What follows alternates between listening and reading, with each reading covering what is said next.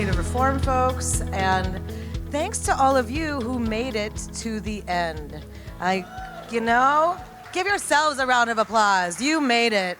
I was talking to someone earlier. I need to, learn to flex my conference muscles again. It's a little, a skill we've got to get back into practice of. But I think this has been a great opportunity for that. So our topic today, we're looking forward at just all the initiatives, CalAIM and others, and looking forward at what's ahead. And I get to be flanked by two great, awesome guests with me.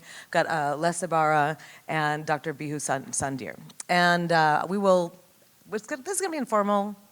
We're gonna open it up for questions in a bit. I'm gonna give each person a chance to introduce themselves and talk a little bit about how things look from where they sit, since we all occupy our own unique positions here in the world of healthcare. So Les, how about if I start with you? And I don't know if you want to start off with a joke, a story, if you got a spoken word poem for your, wow. Yeah, I'm upping the game. Yeah. Yeah, but we should be careful with the storytelling. Oh. But no, all jokes aside, I think we're in a fascinating place. When I reflect over the last 24 years or so that I've been involved in the Medi-Cal program, we are in the middle of what the state likes to refer as transformation of the Medi-Cal managed care program. And I think from a state perspective and a health plan perspective, we're exhausted, right? And I think we'll hear a little bit about that from a clinical perspective. We are, yes, transforming the program, but it's not something to do so at a health plan. It's not something to do at a practice level. I think it's an entire community transformation that we're embarking upon.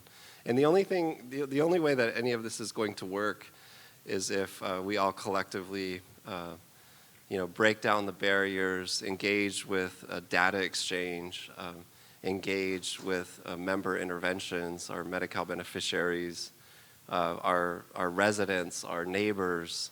We have to collectively educate each other about the benefits that are available and actually get people engaged to enroll and to get folks in these programs that are available that we'll talk about. So when I look back, gosh, things were easy 20 years ago. I didn't think so then, but now when I reflect about the programs that we're engaged in, oh my goodness. So. It's easier in some ways, but I'm really glad I don't have to be rifling through paper charts to figure this stuff out. So I'll go with that. Yeah. I'll take technology over that. How about you? Do you want me? Your perspective, introduce yourself and where you're coming from. So I'm Bihu Sandhir. I'm an internal medicine physician, and I do practice a little bit. I'm at AltaMed. I'm the Chief Quality Officer, and I've been there for over 2 years now. And my expertise prior to coming here, I moved first of all from Ohio, where healthcare is very different. It's fee-for-service. There was not much managed care, and it was more Medicare based. That was my area of expertise, and then I'm in now the managed Medi-Cal space. Well, I think we're right in the middle of it at this point. A lot of stress on the system because of some of these initiatives and actually how fast we want to do them. At least that's how it feels like to me. So I'm always trying to look at it from a couple of perspectives. One of them is definitely from the administrative perspective, because we need to get this done in a way that it works seamlessly, because we don't want that stress to go down to the system, which is our stakeholders, which is the patients, the providers, the staff. I think that's something that's been a big focus for us.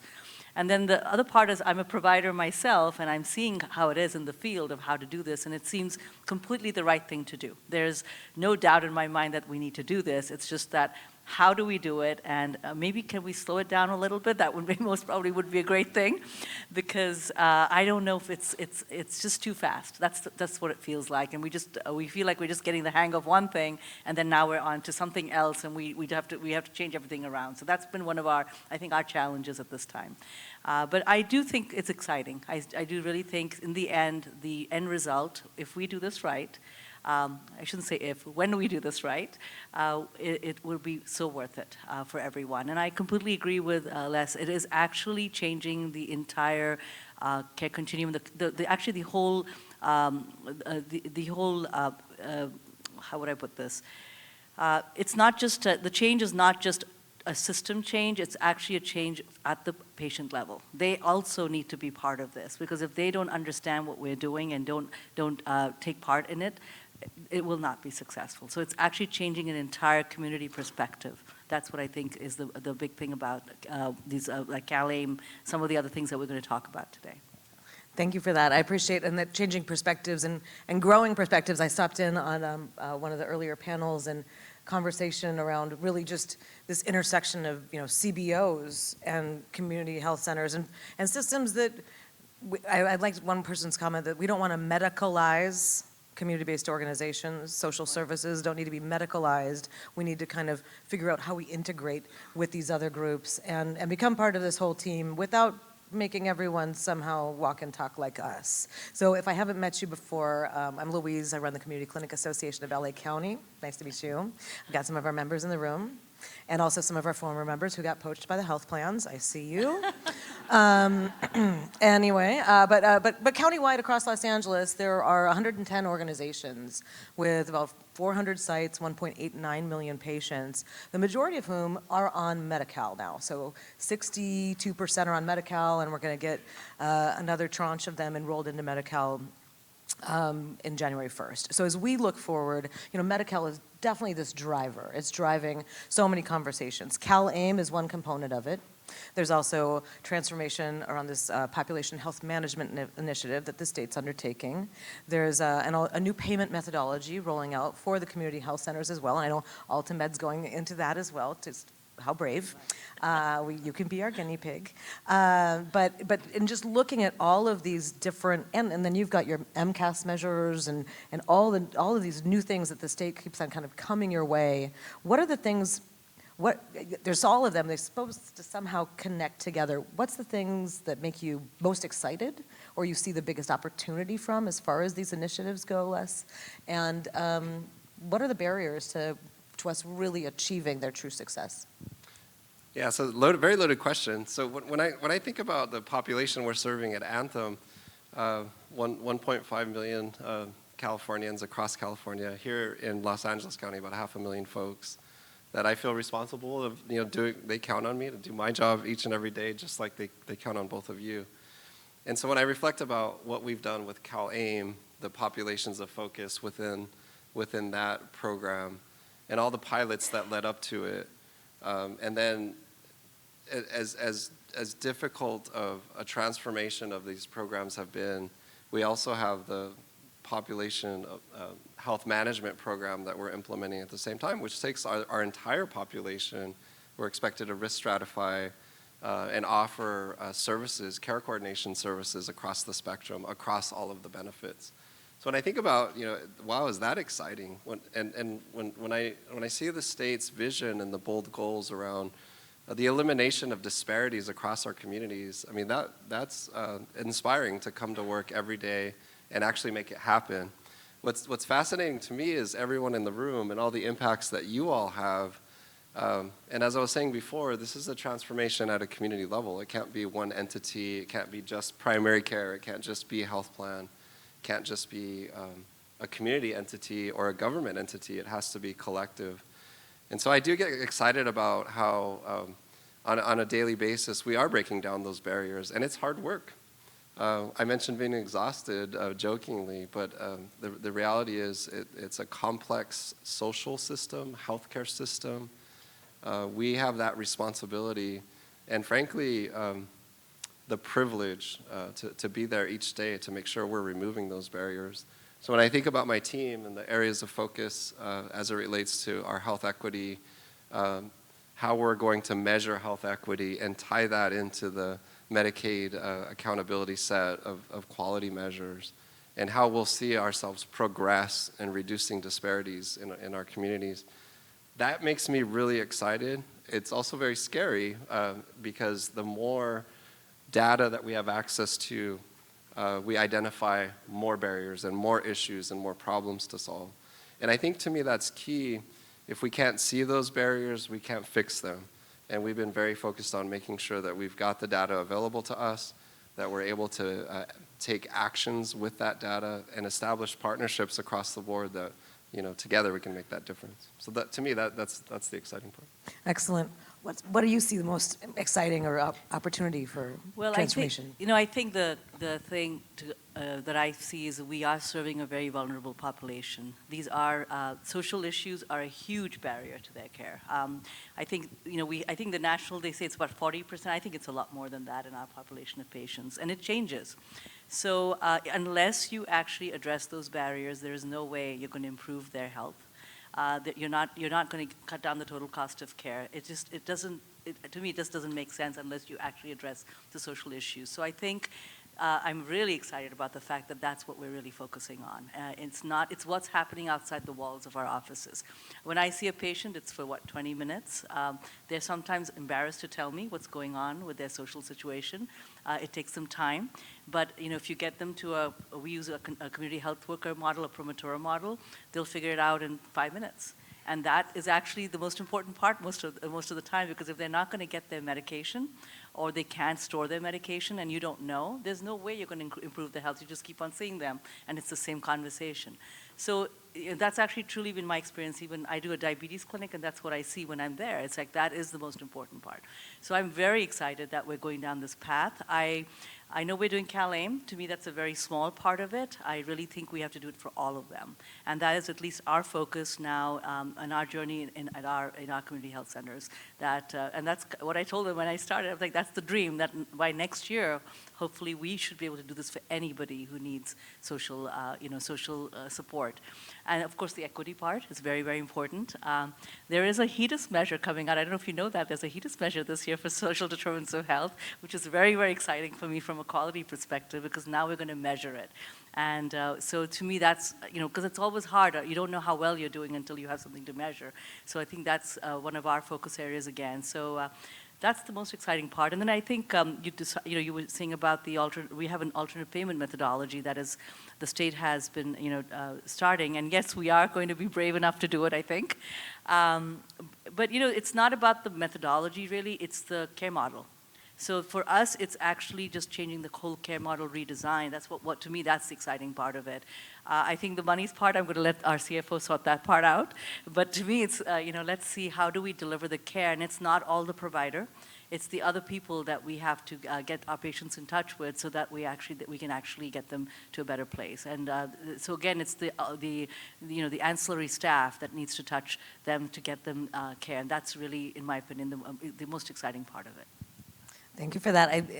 So in working with organizations across Los Angeles, we've got sites that are single site, and then we've got multi-site organizations, various populations of focus, so we're always trying to figure out sort of what's the common thread across all of these organizations that are so different, that have so much going on, and what kind of support do they need if we're thinking about how do we lift you up with the alternative payment methodology where you're paid for outcomes instead of just widgets? How do we support you in all of these different areas? And so, at CCLAC, one of the things we've done is just really take a look at bringing in teams, because what we found was all too often it would be one person from a health center organization coming and getting resources and then bringing them back to their organization, and then having that behemoth job of trying to help everybody there learn what they had just learned. So for the alternative payment methodology, we bring in, it's your whole C-suite coming in, finance,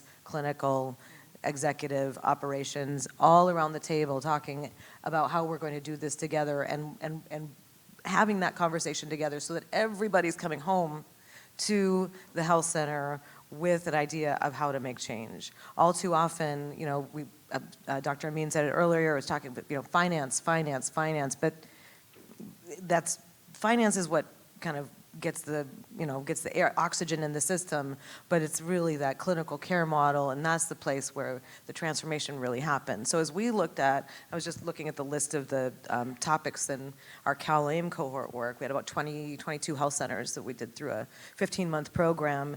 The syllabus was finance, it was leadership and business modeling, it was capacity building, it was data management, building and expanding case management infrastructure, all of these different topics, but we wanted the whole team there for all of those discussions, because as soon as we start to split ourselves off into silos, even within the health centers, we find that that transformation is just so much more difficult. So as I think about the opportunities, and kind of one thing I'm excited about coming out of this whole experience is this cultural shift and the integration of change management happening in leadership levels of organizations, so that folks are actually doing lasting change within their organizations, as opposed to just checking a box and saying, I complied with a new regulation. So just a thought there.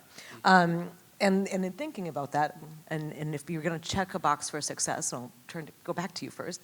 How are you going to measure your success in this work? How are you going to know that you succeeded? That's not an easy question to answer, but you know, we usually always use some data, so some data points. Well, if I wanted to do it as a personal level for a provider, it would be because they're healthier, that my patients are healthier. So that would be the HEDIS measures we have. Their diabetes is better controlled. We have more patients who are better controlled. We have patients who are, we're doing all the care gaps, as we call them, our HEDIS measures. But actually, I think the other way is, which is something we're focusing on now, is what we call our appropriateness of care measures, which is really things like inappropriate ED utilization. Have we really impacted how many times they go to the emergency room inappropriately? The inpatient admissions, even specialty care. Do we really need to send them to 10 specialists? Can we do it differently? So those are the three that we've been looking at in our case. And I think that, of course, has a huge financial impact, because even if you cut down one ED admission or one admission, that's a lot of, there is a lot of revenue savings there. So that is actually our end goal. So that's what we're using as our, we use the HEDIS, of course, from a, that is not negotiable. But these are the new things that we're looking at, is how does it impact these other measures. And you have to be reasonable. It's not going to all happen overnight. You have to work towards it, but that is what we are trying to cut back on. And that is how we're measuring it at this point. And then I would say one more thing is patient experience. I think that is, Amen. There is no way to do it without that. And I think for us, patient experience is a very, very important. We're now doing patient experience for every division that we have, we can think of. Even urgent care now has one. We have different, we use Press Ganey, but it's a very big issue in ours, and it's something we expect our providers to be very engaged in as well. But I think that would be the other part of it. So. Excellent, thank you for that. How about you, Les? How are you going to know that we've succeeded? What's going to be the measure of success? Yeah, so I can think of so many, but I'll start with quality measures. When we, from a managed care plan perspective, this is how we're going to measure how we're performing overall when we look at all of the HEDIS measures that we're held accountable to, but also the improvement across, we look at our entire population. But then when we focus a little deeper on programs like CalAIM that actually risk stratifies and takes some of the most vulnerable, which is a much smaller population, within some of those populations of focus, we would expect to see some really positive clinical outcomes, including a reduction in readmissions. And when we think about what it means from a social perspective to have somebody housed, or what it means to keep them housed, to help navigate services across the spectrum available to them with our case management, care coordination processes, community health organizations. All of this will add up over time, we think, into improvement in their overall health. And from Anthem's perspective, we're really driving this home from across our staff from a whole health standpoint, looking at not just chronic conditions and not just taking the most vulnerable, but cutting across to behavioral health and evaluating how we can connect services there. And when we start to measure the disparities across our entire population, the ability to plug in resources at the local level through those community partnerships that we have, those will all kind of help us see the overall impacts. When I think about how many providers, whether that's community-based providers in CalAIM for enhanced care management or community supports, that's a key measure. How many referrals that we're getting from those providers, not just through our own internal risk stratification processes, but also from those external partners that are saying, hey, we found someone, maybe we didn't have data on them, then we bring them into the programs to help. So when we start to see the volumes increase in terms of those populations of focus, how they're engaged with us, we expect the numbers to continue to rise. We've been a little impatient because we've spent so much time standing up these programs, And we want to see outcomes, and I think we're not a patient type. We want to see the effect of all the work that we've put in, and I think it's really a challenge to kind of sit back and wait and see. We're not that type of a leadership team. So I think over time we'll definitely expect to have really strong results, and it'll I think help us in terms of how we interact with our provider community. So we have bi-directional data exchanges available. They're not one-way streets. When we think about population health management, getting all of our organizations that we partner with, public, private, community, involved in the data exchange framework. And these are all major initiatives, and they all equate to improving access to care. They're all tied right into quality and how we can make sure we make a difference in the lives of the members that we're serving and the Medi-Cal beneficiaries. Thank you for that, and I appreciate just trying to connect the dots as you're thinking about, your measures of success, your impatience. Yet there's also an entity up in Sacramento that has some timelines that they're kind of pushing pretty hard as well, and so there's definitely this pinch, I think, as we think about. I mean, honestly, CalAIM, this waiver is almost over. I'm sorry, guys, but it's like, we got to start planning for the next one. And we don't have time to say what lessons did we learn before we're already trying to build up and come again and think about them. So I'm really fun at dinner. Believe me, I'm a lot of fun to hang out with. And I was like, oh no, here's the other thing on the horizon. This is going to be terrible.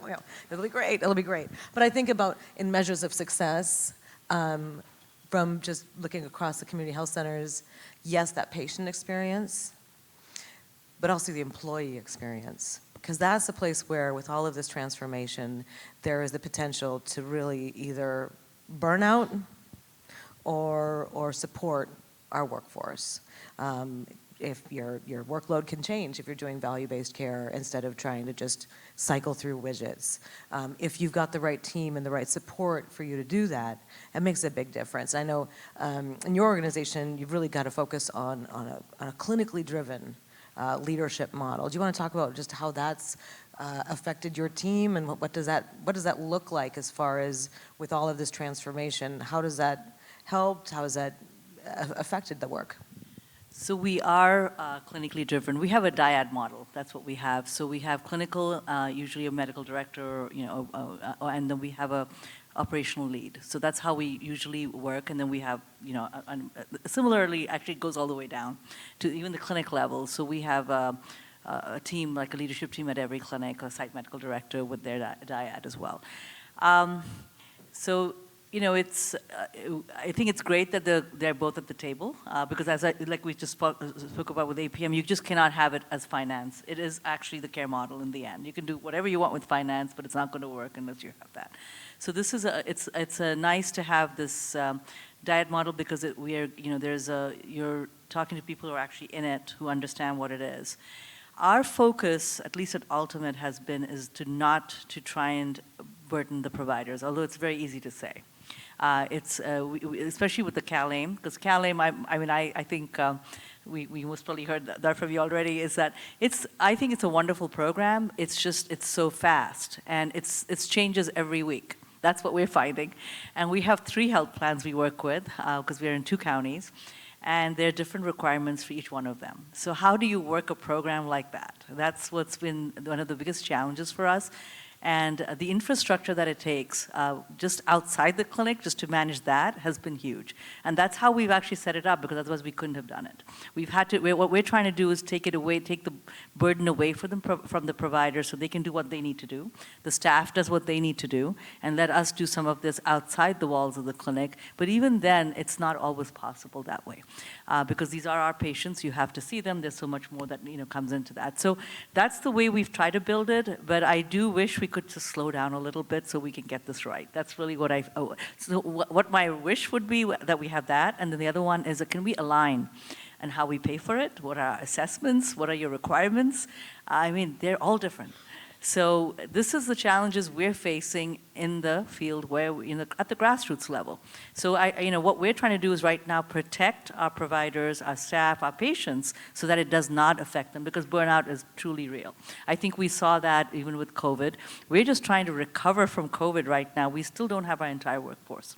We were down, I think I was telling them last night, was at least 80 providers, at least. And I don't even know how many nurses and how much staff. And we have hired so many people back in this last year and a half. We still aren't done. So the fact is putting more pressure.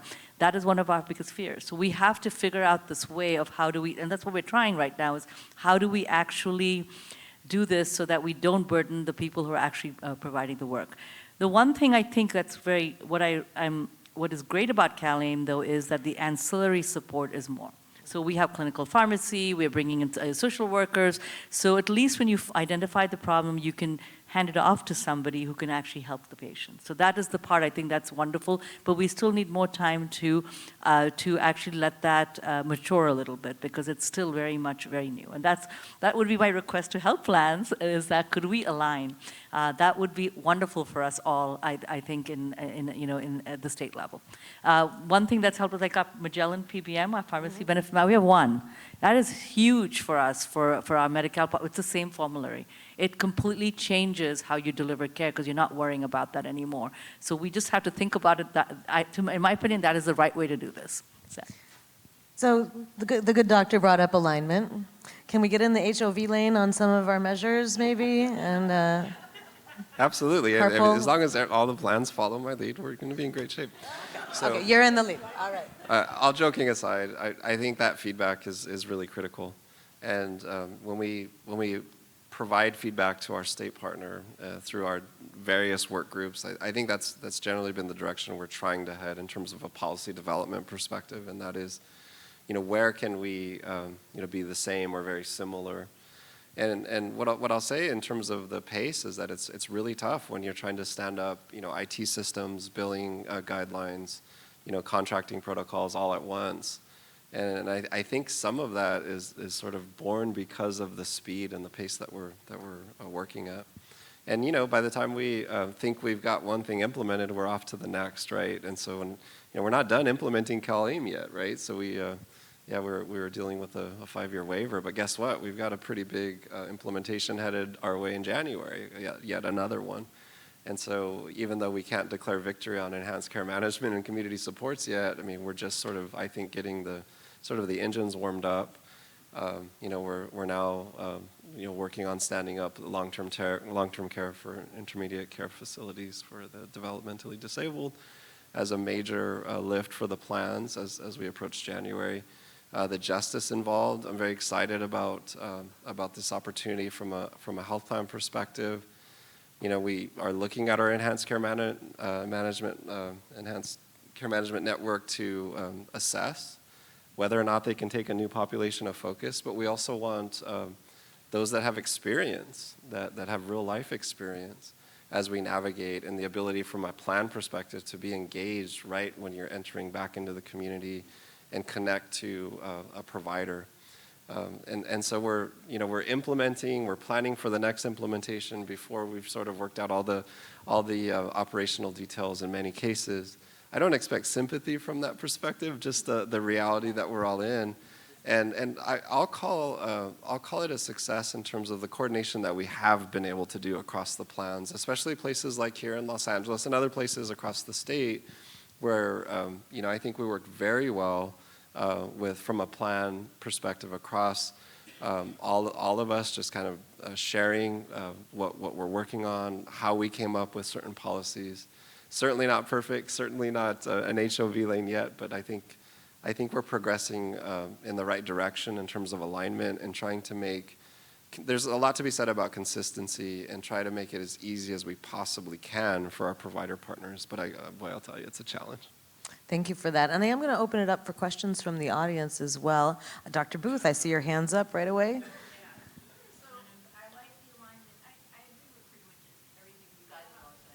There's a microphone coming your way. Yeah. Yep, no, you guys on. Just start talking and it'll take it away. Okay, so I like the alignment idea. Is there any possibility, now it's on, is there any possibility, and I really don't mean to be disrespectful or anything, because I have these people in my family, but is there any possibility of dragging the patient into this alignment too? Because it seems like we're kind of doing everything around them and asking them how they like it and, you know, putting a roof over their head and da-da-da-da-da-da. Some people need it, but not everybody does. And hopefully they aren't getting more than they need, but I know there's got to be some way to encourage them more other than, you know, I can see them selling their meal, their healthy meals, so that they can go get whatever they want to eat and shooting out their drugs, whatever, or getting another bat to their hemoglobin A1C. I mean, how can we drag the patients into this and have them be aligned with us too? Wow, we've got two people that are ready to answer. Do you want to go? I'll make a quick comment. I think we have a big expectation on member engagement, on Medi-Cal beneficiary engagement on our new 2024 contract that we're preparing for. So that's one in terms of how we interact with members and establish more opportunities for them to advise the plan on the various programs that we're rolling out. So there's actually a requirement coming over the 5-year contract that we're about to start. So that's one thing. But I do have to give a shout out to LA Care Health Plan, who runs their regional community advisory committees. I mean, these things have been in place for years, and they have a very very strong model that I think it's already there. While I've attended a few of those and even witnessed some of that direct feedback happening in public meetings, there are opportunities that exist today, and I think as a plan partner with LA Care, we try to participate. But I think the bottom line is we have a lot more work to do in terms of getting, as part of the evaluation of the implementations that we're doing, getting that direct feedback from our Medi-Cal beneficiaries. And with so many different things happening at once, and I think you're kind of alluding to SUD as an issue, and certainly lots of work to do in coordination with not just plans, but also our county mental health departments. But then I also think about medically tailored meals, for example. As part of CalAIM, we've been rolling that out and making sure that we're doing the right things. So we currently look at those opportunities to help folks with diabetes, help them with their chronic conditions or just overall wellness, or in other cases, it could be that we have to liquefy the food before it comes in. But just to really make sure that we are able to get that feedback in a meaningful way that's actionable. And I know committees sometimes don't always cover everything, but I think the opportunities we're definitely engaged on what we're doing today, evaluating them and looking for other ways to do so. So from my perspective, I completely agree with you. It's very, very challenging. This is a very challenging group of patients for CalAIM. We've been trying to, and a lot of resources that are going towards them. We're finding at AltaMed, we're having to make contact about 8 or 9 times for one patient. And we're getting about a 20%, and this is a lot of effort, 20% patients out of the entire list that we get. So the challenges, the lists are, where we started off, the lists from our health plans, they were a little bit older, so there was a lot of scrubbing needing to be done. The patients are at different places in their lives. What we've found, which so far, at least with what we've been able to do, is that meeting the patient where they are is the key. So if they're not coming to the clinic, then go find them where they are. That's why our Promotora model has been helpful for that, because we will go out there and find them. That's what we've been actually doing. It's very hard for our Promotoras, though. It takes a lot of psychological toll on them as well. So we're trying to find a way to handle that. The other thing that we're finding is that trying to get them to care right at that time. You can't wait 2 weeks to get them to behavioral health or to addiction counseling or whichever. It has to be done right away. So we're finding ways to try and do that, when they come in to see us. That's one thing. One of our providers shared a story, which I think he showed actually a couple. He was seeing a lot of our CalAIM patients initially when we started, our ECM patients. And he said the big thing with patients was despair. They have a lot of despair and they feel hopeless.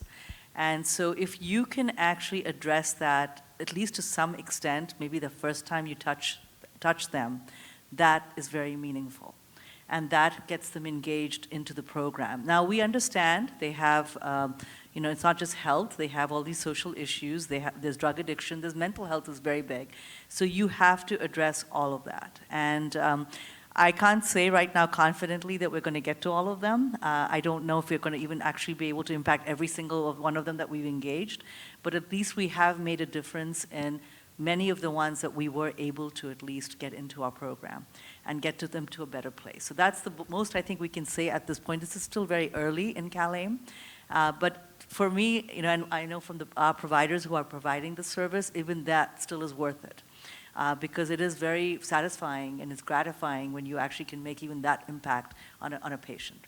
So that is just the reality of this, because it's the population of patients that we're taking care of. What I would like to do, and I know we're looking at these different populations of focus, I do think we have to expand it out to more of the rising risk, not just this vulnerable population. We're putting a lot of effort into a very small population. There are many others who could use the same services, and the impact would be much more. So that would be what would be my take on that. So. Thank you for that. Other questions from the audience? The light's in my eyes, so I cannot see if there's a hand up. Okay, right. Dr. Chatterjee. There's a microphone right next to you. It'll turn on. It just keep talking.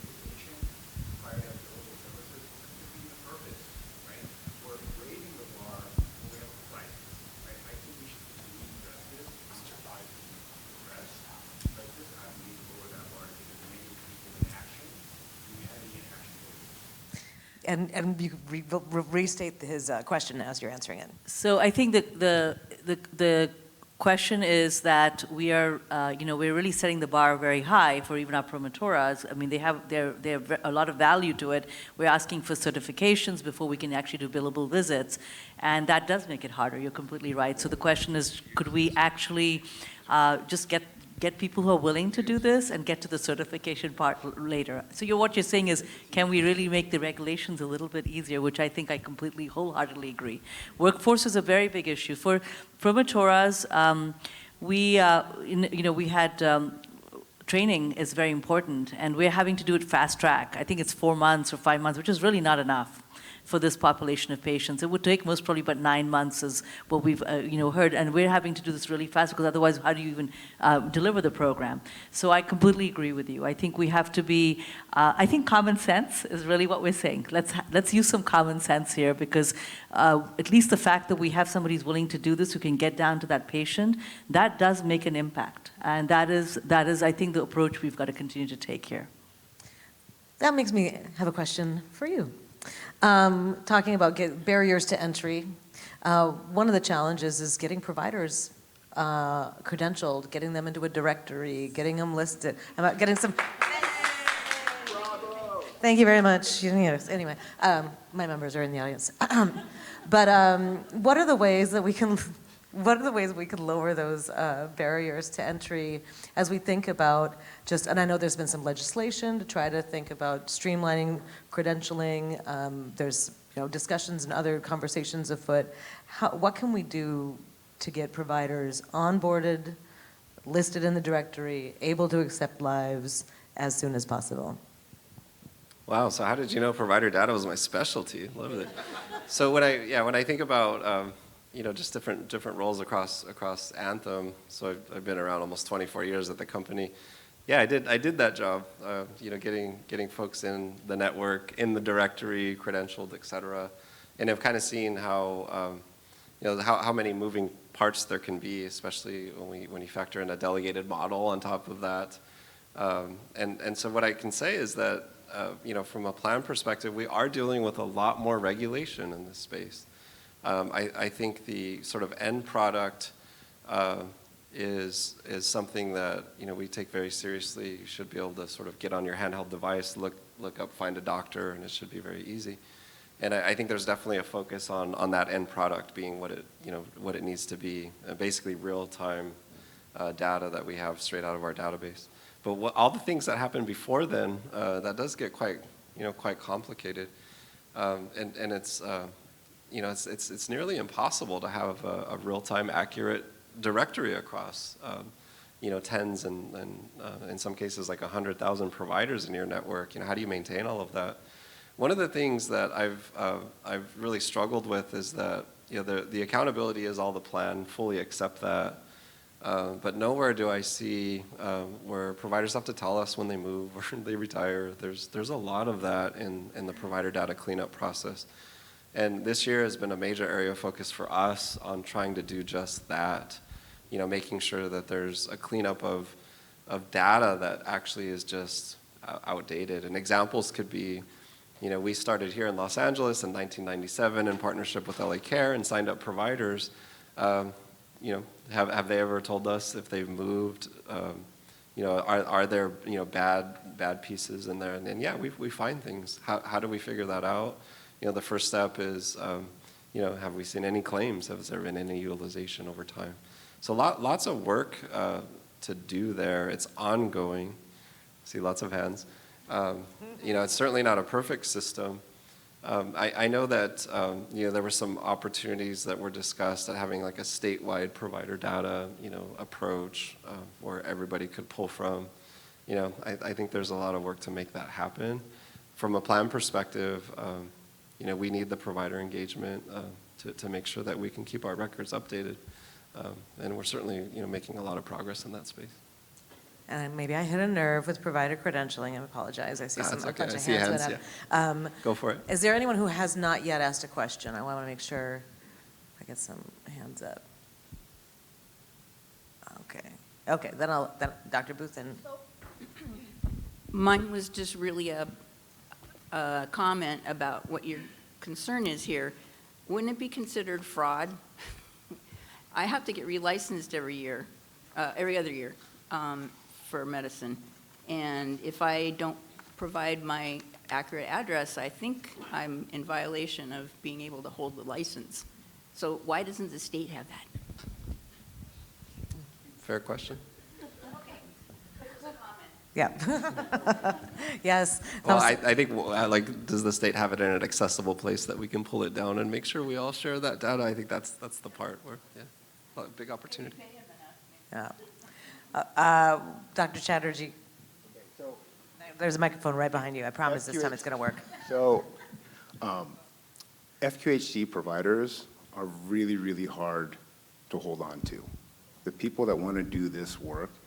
So please help me understand when a credential provider in great standing changes one FQHC to another, that there's a delay in actually getting them credentialed. It should just be like change NPI, right?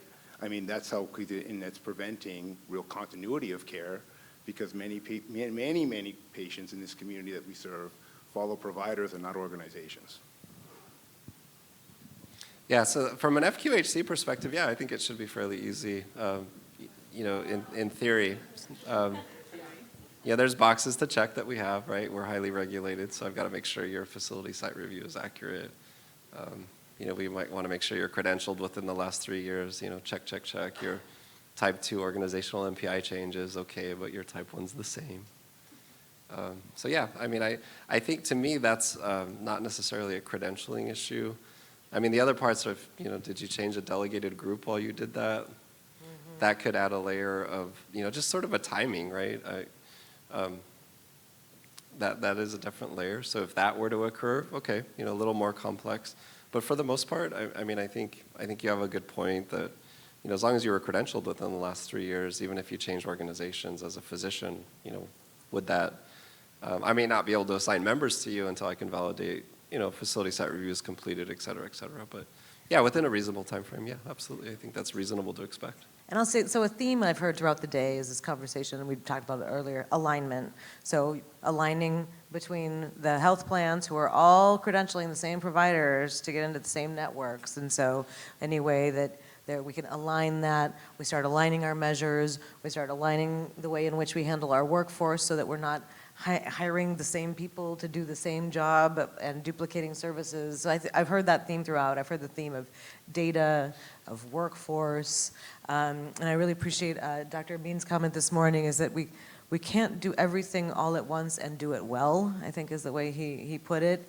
But we're going to close. We're coming to the end. What's one thing that you see that we are doing well or that we're going to be doing well into the near future? Well, I'll start with the fact that we're at a peak from an enrollment standpoint, and redetermination is a major effort across California and across the country, frankly. But when we think about how successful we've been at getting beneficiaries enrolled, those who are eligible, getting them into a program, boy, has California done well. And in particular here in Southern California. So I think that's a plus. The question now is, can we keep people enrolled over the next 10 months? So we have a big task on top of everything that we talked about. Can we keep people actively enrolled with a program that they're eligible for? But I think we've done collectively as a community a great job at getting people covered. We also have an undocumented population coming into managed care in January. It's our last to come into Medi-Cal full benefits. Very exciting in terms of the progress that we've made in that space. So we've done, I think, a great job, and that's been a huge partnership across the board, especially at the FQHCs and our community health centers across California. So I think that's one of our bigger successes. I think what the challenge we have right now is how do we keep people in the programs that they're eligible for? Absolutely. I would say, so we know from the last 10 years there's been the incredible increase in the amount of people covered. Yet here in LA County, the number of people who say that they have problems accessing primary care has increased at a higher rate than the coverage has increased. So there's a mismatch. Coverage does not mean access, and so I think we really need to kind of tie that in, figure out how we've done great on coverage. Duck. I should think about this. I think we're on our journey. I can't say we're there yet, but I do feel that we're on this journey of actually doing quality and equity. I think equity has become a very big part of this. I think it kind of aligns with some of the stuff that you're saying, that when we have actually everybody on Medi-Cal, at least everybody's got insurance. But I think that is, I really like the way we're focusing on equity as well. It's become a very big part of our conversation, not just at the Medicare level, which is kind of where it started, but even at Medi-Cal now. And I think all the work that we're doing now, which is true population health management, that is what we're doing. We're on this journey to do it. It is actually, I think, all going to align with that. And that's, for me, very exciting, the fact that it's not just about quality, it's also equity as well. So. Excellent. Well, thank you, and thank you all. We made it to the end. I am impressed. You nailed the timing, very good, and really thank the panel for a lively discussion and engagement. And we will be back next year to see how well you all are doing on your goal statements. Southern California State of Reform take place again this time next year. We'll have our Northern California meeting in the spring. Hope you will join us there. Thank you all for coming. We look forward to seeing you again. Have a great trip. Bye-bye.